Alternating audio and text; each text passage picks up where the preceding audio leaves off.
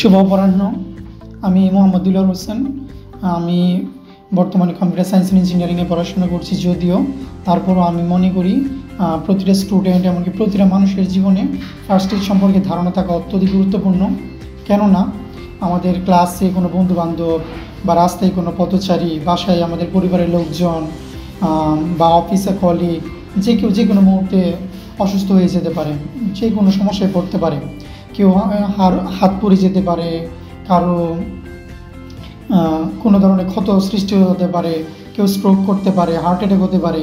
এই ধরনের সিচুয়েশনগুলো দেখা যায় যে ডাক্তার কাছে নিয়ে যাওয়া পর্যন্ত অনেকে আবার পরিস্থিতি এতটাই সিভিয়ার হয়ে যায় যে মৃত্যু পর্যন্ত ঘটতে পারে।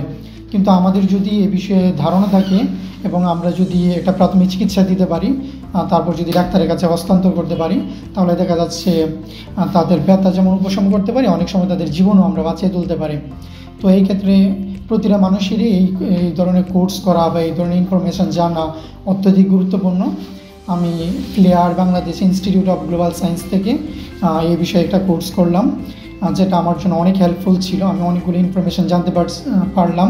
সেই সাথে প্র্যাকটিক্যালি কীভাবে আমি একজন পেশেন্টকে প্রাইমেরি ট্রিটমেন্ট দিতে পারবো, এগুলো আমি প্র্যাকটিক্যালি এখান থেকে শিখলাম।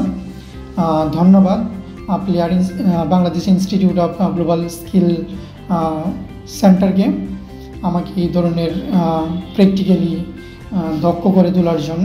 ধন্যবাদ।